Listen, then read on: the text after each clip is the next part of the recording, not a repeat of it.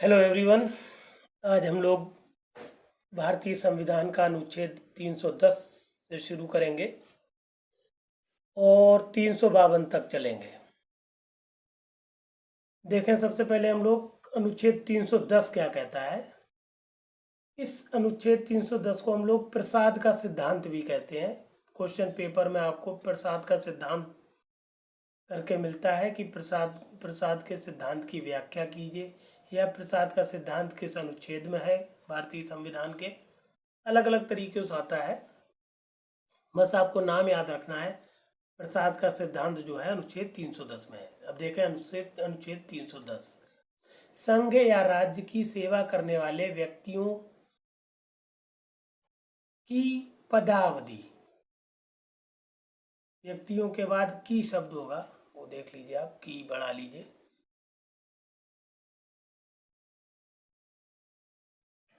अनुच्छेद 310, संघ या राज्य की सेवा करने वाले व्यक्तियों की पदावधि।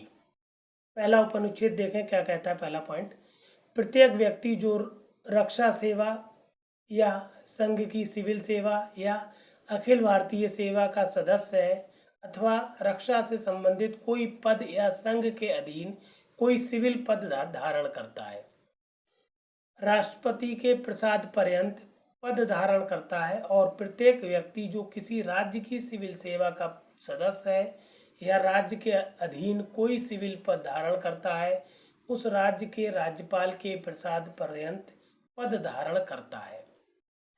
बिल्कुल क्लियर बात कर दी गई कि अगर केंद्र सरकार के अधीन कोई पद है, चाहे वो सिविल सेवा का हो, अखिल भारतीय सेवा का हो, या वो रक्षा से संबंधित कोई पद हो, या संघ का कोई भी पद हो, सिविल पद हो, तो वो क्या होगा, जो व्यक्ति पद धारण करेगा वो राष्ट्रपति के प्रसाद पर्यंत पद धारण करता है।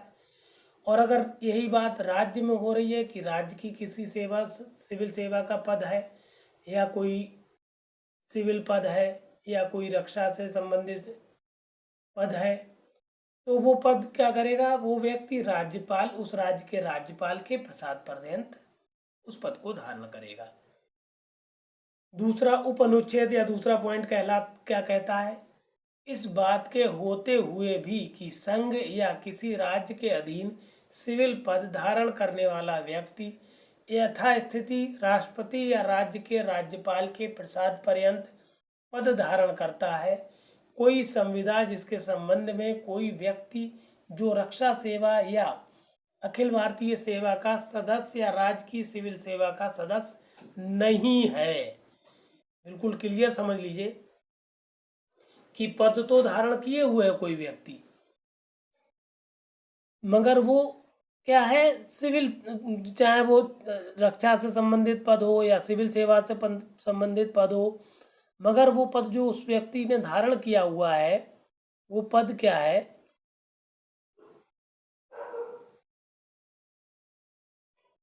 राज्य के या संघ के सिविल सेवा का सदस्य नहीं है। मतलब वो पद तो धारण कर रहा है, मगर इनमें से ना ही राज्य की सिविल सेवा का सदस्य है, ना कि संघ की सिविल सेवा का सदस्य किसी भी तरह से।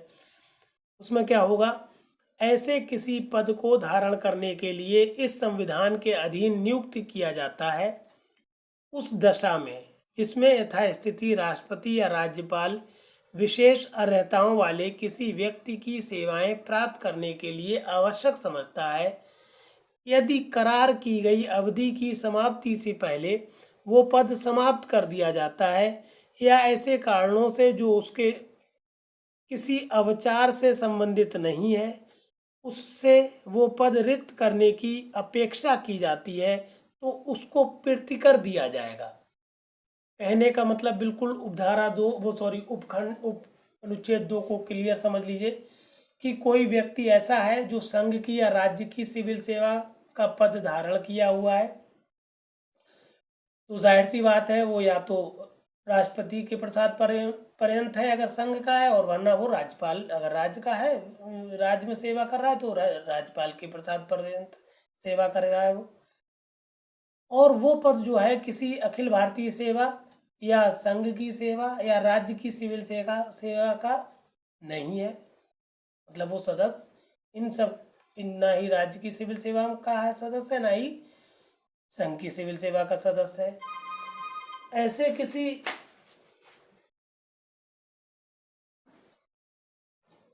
सदस्य है, तो ऐसे पद को धारण किए हुए कोई व्यक्ति जो होगा, नियुक्त किया गया है, तो उसमें होगा क्या एग्जैक्टली, राज्यपाल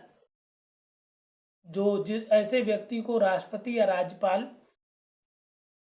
ऐसा मान रहा है कि उसके पास विशेष योग्यता है कि वो उस पद को धारण करे, और उसको चुन लिया गया, उसको पद दे दिया गया, वो पद पर कार्य कर रहा है। अब अगर राज्य को या संघ को लगता है कि अब हमें इसकी ज़रूरत नहीं है, इस सदस्य की, अब सेवा की इसकी हमें ज़रूरत नहीं है, और उसको वो हटाना चाह रहे हैं, तो अगर उस व्यक्ति के किसी कदाचार या उपेक्षा, जो हटाने का कारण है वो कदाचार या उपेक्षा नहीं है, राज्य या संघ अपनी तरफ से हटा रहे हैं, तो उतनी अवधि के लिए जितने के लिए उसको रखा गया था, तब तक के लिए उसको प्रतिकर के रूप में राशि देना पड़ेगी, प्रतिकर देना पड़ेगा। कहने का मतलब है, अगर आपने राज्य ने या संघ ने 4 साल के लिए किसी व्यक्ति को नियोजित किया, और वो व्यक्ति किसी सरकारी नौकरी से संबंधित नहीं है, रखा गया यूं ही, संविदा के द्वारा रखा गया, करार के द्वारा रखा गया, वो अपनी योग्यता के आधार पर कार्य कर रहा है, सेवाएं दे रहा है।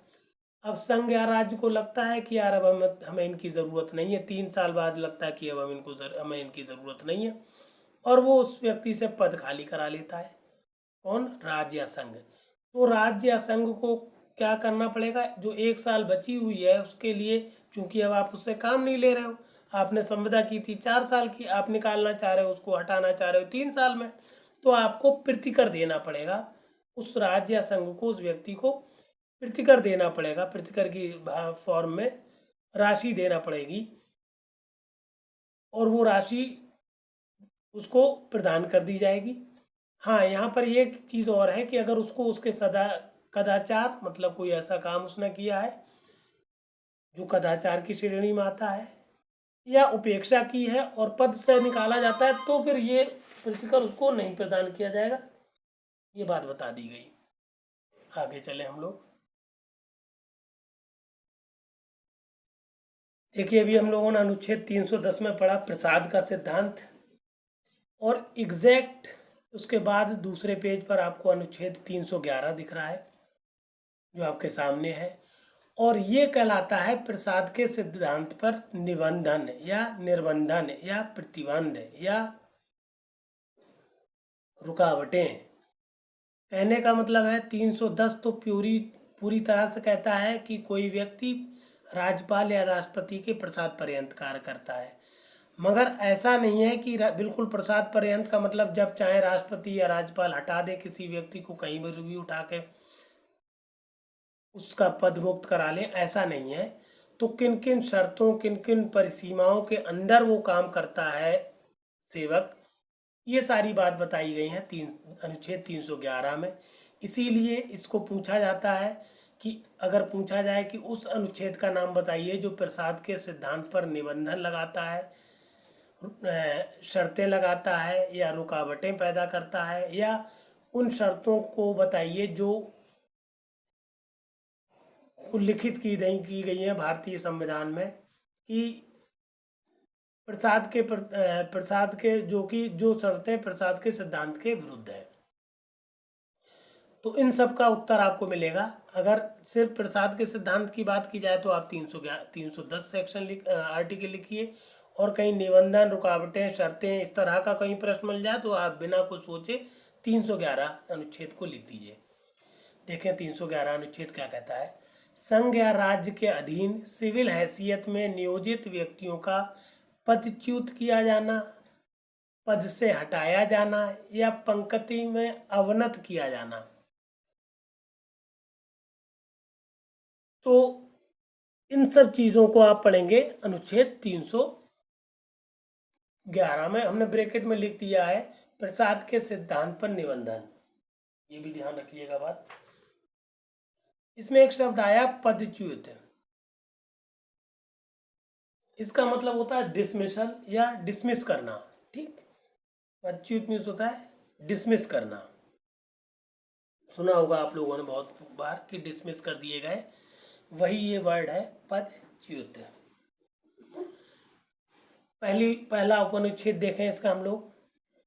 बहुत ही इंपॉर्टेंट है, किसी व्यक्ति को जो संघ की सिविल सेवा या अखिल भारतीय सेवा का या राज्य की सिविल सेवा का सदस्य है या संघ या राज्य के अधीन कोई सिविल पद धारण करता है, उसकी नियुक्त करने वाले प्राधिकारी के अधीनस्थ किसी प्राधिकारी द्वारा पदच्युत नहीं किया जाएगा या पद से नहीं हटाया जाएगा। बिल्कुल क्लियर बात पहले उपनिषेध में कर दी कि जो व्यक्ति चाहे वो संघ की सिविल सेवा में हो या संघ की सेवा में हो या राज्य की सिविल या किसी सेवा में हो, तो उस व्यक्ति को कोई भी ऐसा प्राधिकारी जो उस व्यक्ति को नियुक्त करने के लिए अधिकृत है, उससे नीचे का व्यक्ति उस व्यक्ति को ना ही पद डिसमिस कर सकता है, पदच्युत कर सकता है, ना ही पद से हटा सकता है किसी भी हाल में। दूसरी बात, दूसरा उपनिषेध क्या कहता है? यथापूर्वोक्त।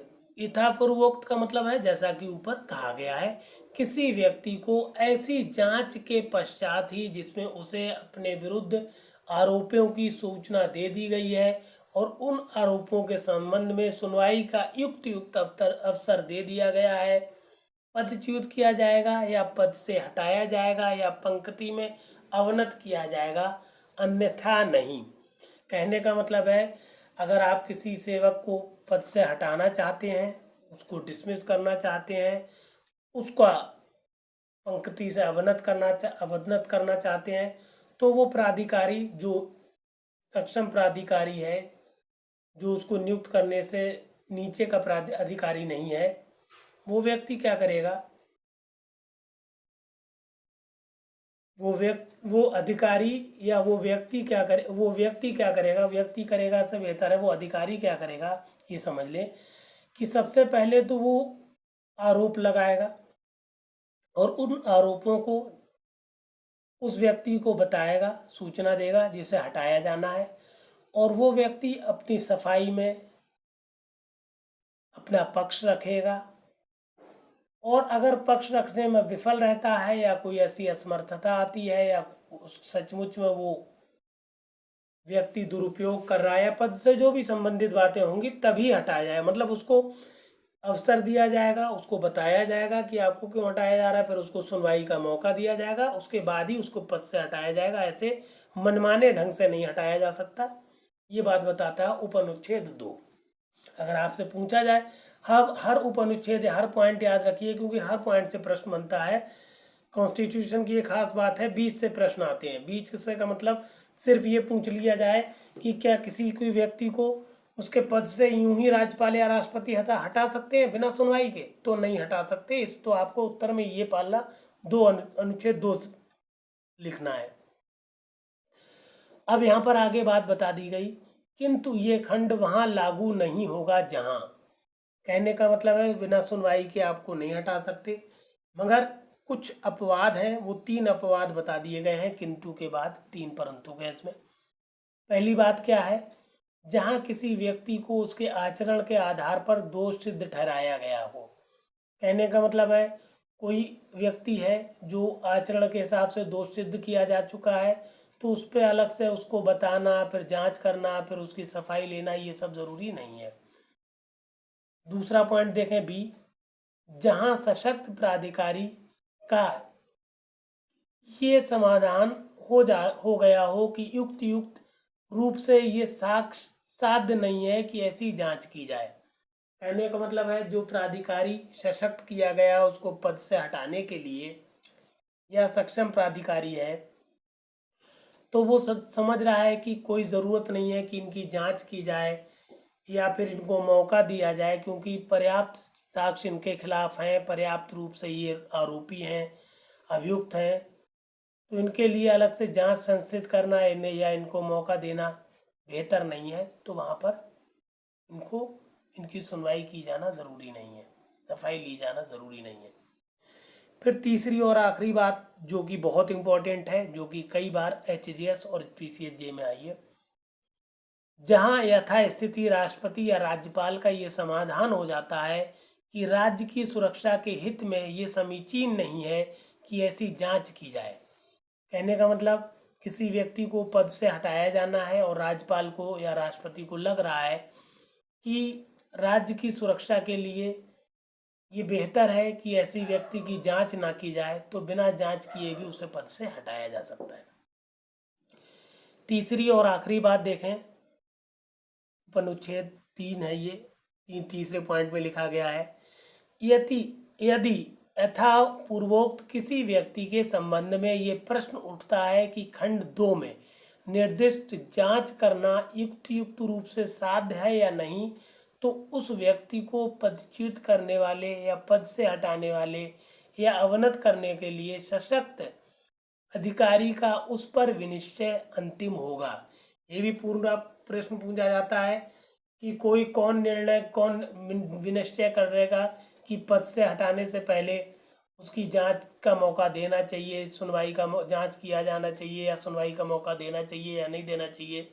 तो अक्सर घुमा के पूछ लेते हैं कि राष्ट्रपति देगा ये आदेश या राज्यपाल देगा, तो ना राष्ट्रपति ना राज्यपाल, बल्कि ये निश्चय करने का तरीका अंतिम फैसला उस प्राधिकारी का है, उस अधिकारी का है जो उस व्यक्ति को पद से हटाएगा या अवनत करेगा या पदच्युत करेगा, कि वो ये डिसीजन ले कि उस व्यक्ति की जांच की जानी है या नहीं की जानी है जिसको पद से हटाया जाना है। तो उस सक्षम प्राधिकारी का ही निर्णय अंतिम होता है। ये बात बता दी गई उपनुच्छेद 3 में। अब हम लोग आगे चले।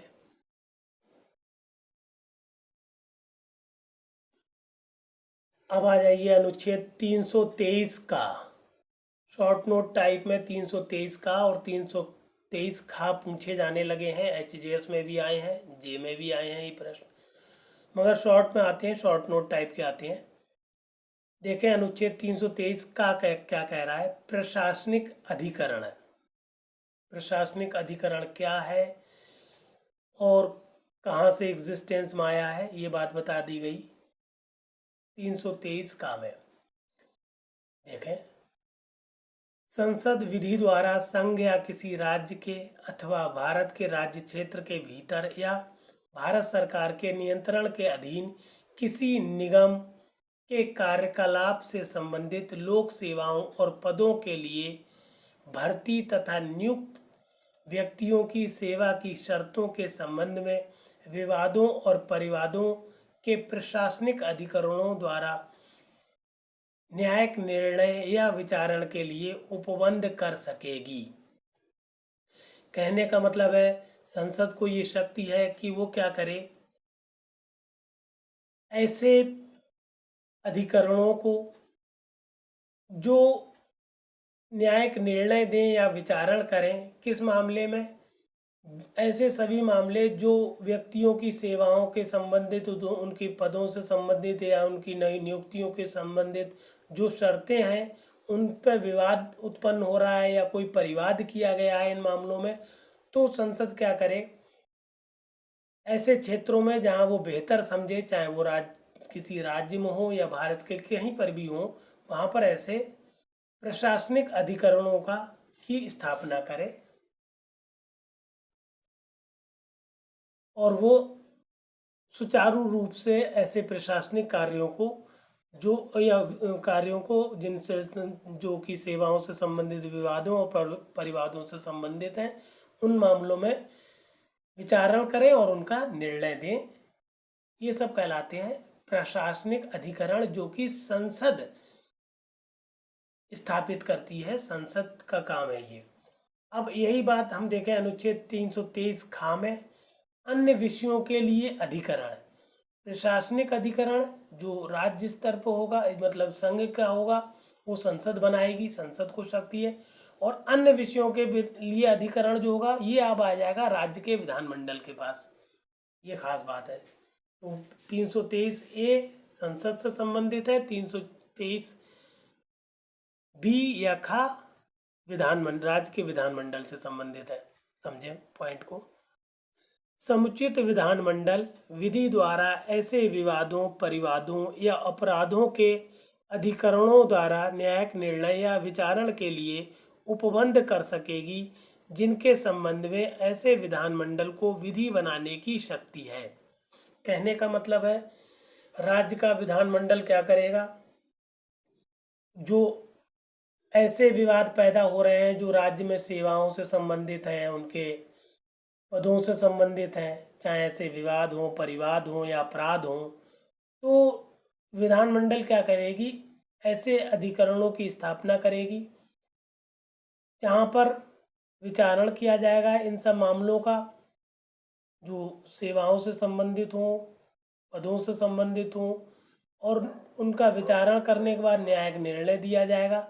और उन सारे मामलों के बारे में अधिकरण बनाने की शक्ति विधानमंडल को है जिन मामलों में विधानमंडल को विधि बनाने की, मतलब विधानमंडल को विधि बनाने की शक्ति दो जगहों पर है, संवर्ती सूची में और राज्य सूची में। तो जो तथ्य हैं, चाहे वो राज्य सूची में आते हों चाहे वो संवर्ती सूची में आते हों, इन सारे मामलों में जो पदों से संबंधित, रिक्तियों से संबंधित, नियुक्तियों से संबंधित विवाद, परिवाद या अपराध हों, उन सबका विचारण और निर्णय देने के लिए राज्य सरकार क्या करेगी, अधिकरण बना सकती है। और इन अधिकरणों को अनुच्छेद 323 खा में मान्यता दी गई है। एक अनुच्छेद और पूछा जाता है बहुत ज़्यादा, अनुच्छेद 340। इसमें एग्जैक्टली बताया क्या गया है। अनुच्छेद 340 कहता है पिछड़े वर्गों की दशा के अन्वेषण के लिए आयोग की नियुक्ति।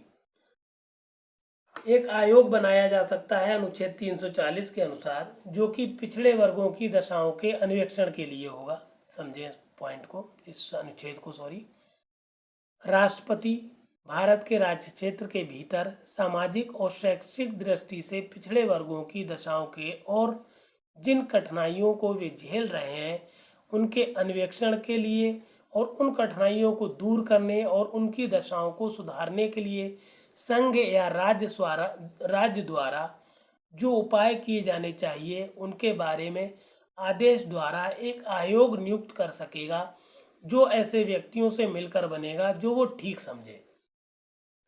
देखिए, पहली बात तो ये जो पिछड़े वर्गों की दशाओं को के अन्वेषण के लिए आयोग की नियुक्ति होगी, स्थापना होगी, वो किसके द्वारा होगी, राष्ट्रपति द्वारा होगी, ना कि संसद के द्वारा। तो राष्ट्रपति क्या करेगा, चाहे वो राज्य में कहीं, मतलब पूरे भारत राज्य क्षेत्र में कहीं पर भी ऐसे व्यक्तियों के लिए जो कि पिछड़े कौन है, सामाजिक और शैक्षिक दृष्टि से पिछड़े हुए लोग हैं और वो बेचारे परेशानियां झेल रहे हैं, कठिनाइयां झेल रहे हैं, उन सब की परेशानियों को दूर करने के लिए, उनकी समस्याओं का निदान करने के लिए, उनकी पोजीशन को सुधारने के लिए क्या करेगा, कहीं पर भी, चाहे वो संघ में हो या राज्य में हो, एक आयोग की नियुक्ति करने का आदेश देगा। कौन, राष्ट्रपति। और नियुक्ति में वो सारे व्यक्ति जिसे वो बेहतर समझे, वो का मतलब राष्ट्रपति बेहतर समझे, ठीक समझे, ऐसे लोग उस आयोग में भर्ती किए जाएंगे।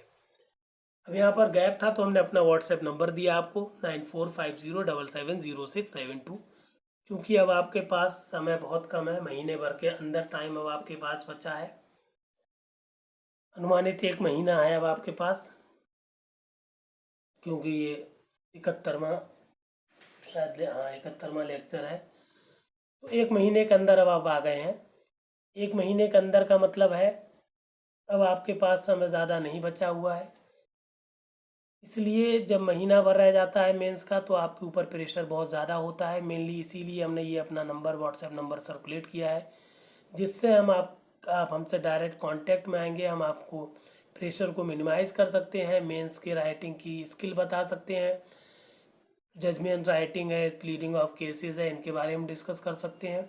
हालांकि इसकी हमने नॉमिनल फ़ीस, बहुत ही कम फीस है, 500 रुपये रखी हुई है, और ये उन सारे कैंडिडेट्स के लिए रिफंडेबल है जो सिलेक्शन ले लेते हैं। आप सिलेक्शन ले लीजिए, फीस भी ले जाइए। तो बेहतर यही है आप ग्रुप में जुड़िए, जिससे आप प्रॉपर गाइडेंस में रहेंगे। और जुड़ आ रहे हैं तो बेहतर है, नहीं जुड़ रहे हैं तब भी कोई बात नहीं, हमने अपना डायरेक्ट यूट्यूब चैनल दे दिया आपको। आप यूट्यूब पे डायरेक्ट डालिए @at law classes by Firoz sir, आप हम तक पहुंच जाएंगे, जिनमें हमने डे 1 से लेकर डे 100 तक वीडियो दे रखे हैं। पूरा मेंस का सिलेबस करा दिया है, सारे जजमेंट हैं लेटेस्ट, एकदम प्रॉपर मैनर्ड वे में सिलेबस है। सिर्फ इस सिलेबस को आप तैयार कर लीजिए, आप सेलेक्ट हो जाएंगे, क्योंकि इतने कम समय में आप मेंस तैयार नहीं कर सकते अगर आप सही से तैयारी नहीं कर रहे हैं तो अच्छे से तैयारी करिए। टोटल नोट्स हैं, कंप्लीट नोट्स हैं, इनको आप पढ़िए। हर वीडियो के साथ हमने पीडीएफ दिया हुआ है, ये हैंड रिटन नोट्स हमने पीडीएफ में दिए हुए हैं। जब वीडियो आप चलाएंगे तो मोर लिख के आएगा, मोर को टच करिए और पीडीएफ डाउनलोड कर लीजिए। बेहतर तरीका ये है, पीडीएफ अपने हाथ में रखिए, हार्ड कॉपी उसकी अपने हाथ में रखिए और फिर वीडियो को देखिए, आपको मैटर पूरा समझ में आएगा।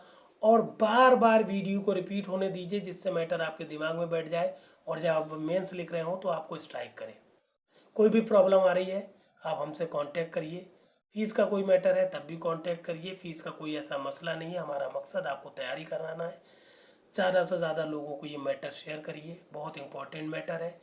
और हमारे चैनल को सब्सक्राइब ज़रूर करिए, क्योंकि हम आपके साथ मेहनत कर रहे हैं। आगे चले हम लोग।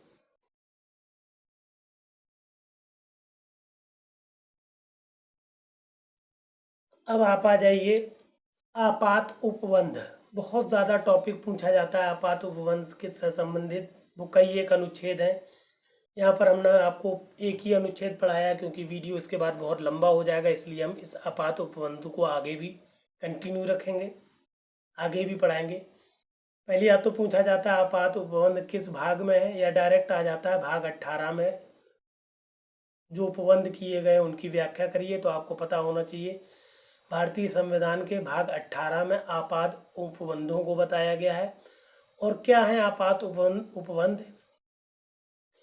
कई एक अनुच्छेद इसमें है आपात उपबंध में। पहला अनुच्छेद हम आपको पढ़ा रहे हैं इस लेक्चर में, और ये आखिरी टॉपिक है आपके इस लेक्चर का। अनुच्छेद 352, आपात की उद्घोषणा। 352 अनुच्छेद में आपात की उद्घोषणा का जिक्र किया गया है। अब आपात की उद्घोषणा बताई गई है, क्या होगी, कैसे होगी, किस कैसे परिवर्तित की जाएगी, कैसे वापस ली जाएगी, ये सारी बातें आपको हम बता देंगे इसी वीडियो में। देखें, बहुत इंपॉर्टेंट टॉपिक है, बहुत ही ज़्यादा। पहला उपनुच्छेद देखें, पहला पॉइंट, यदि राष्ट्रपति का ये समाधान हो जाता है कि गंभीर आपात विद्यमान है जिससे युद्ध या बाह्य आक्रमण या सशक्त विद्रोह के कारण भारत या उसके राज्य क्षेत्र के भीतर राज्य क्षेत्र के किसी भाग की सुरक्षा संकट में है, तो वो उद्घोषणा द्वारा संपूर्ण भारत का या उसके राज्य क्षेत्र में के उसके राज्य क्षेत्र में नहीं है, राज्य क्षेत्र के ऐसे भाग के संबंध में जो उद्घोषणा में विनिर्दिष्ट किया जाए, इस आशय की घोषणा कर सकेगा। बिल्कुल साफ समझ लीजिए बात को, कि राष्ट्रपति का ये समाधान हो जाता है कि गंभीर आपात विद्यमान हो गया है, किस कारण से, युद्ध के कारण या बाहरी आक्रमण के कारण या सशस्त्र विद्रोह के कारण कोई ऐसा गंभीर आपात आ गया है जिसके कारण राष्ट्रपति को लगता है कि पूरे भारत में या किसी भारत के किसी भाग में सुरक्षा जो है वो संकट में है, तो वो उद्घोषणा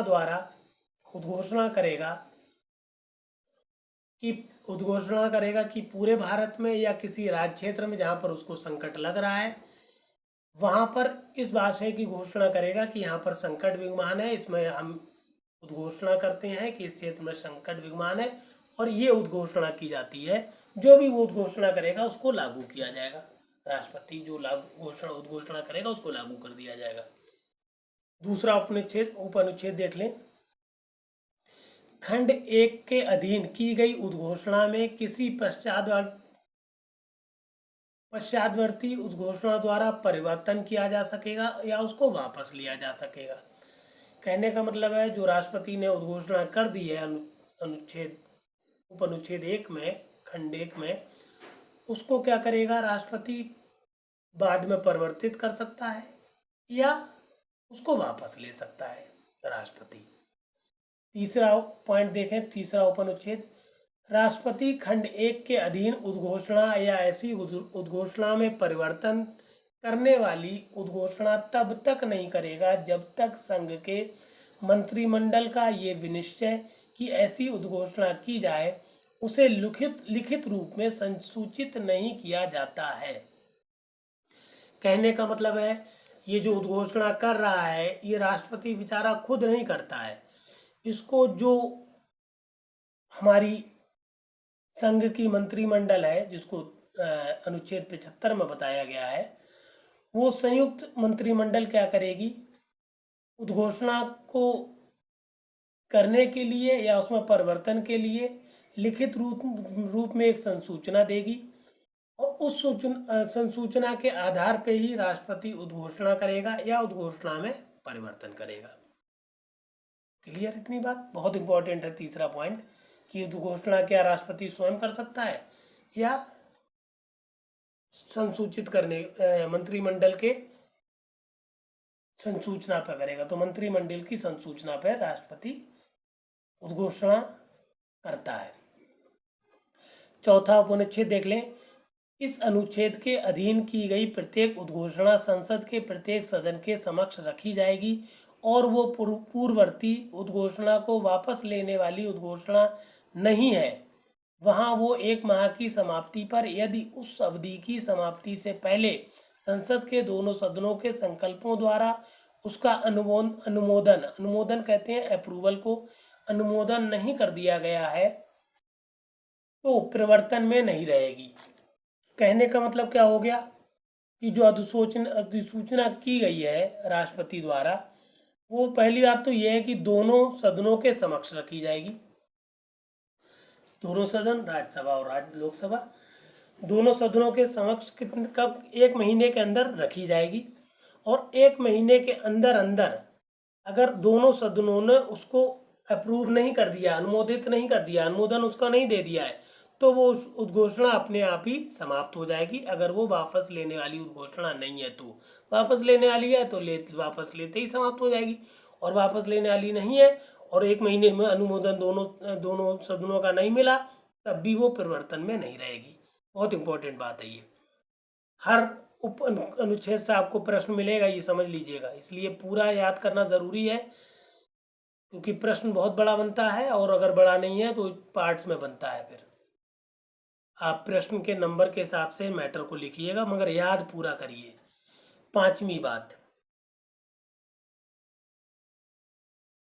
इस प्रकार अनुमोदित उद्घोषणा यदि वापस नहीं ली जाती है तो खंड 4 के अधीन उद्घोषणा का अनुमोदन करने वाले संकल्पों में से दूसरे संकल्प के पारित किए जाने की तारीख से 6 मास की अवधि की समाप्ति पर परिवर्तन में नहीं रहेगी।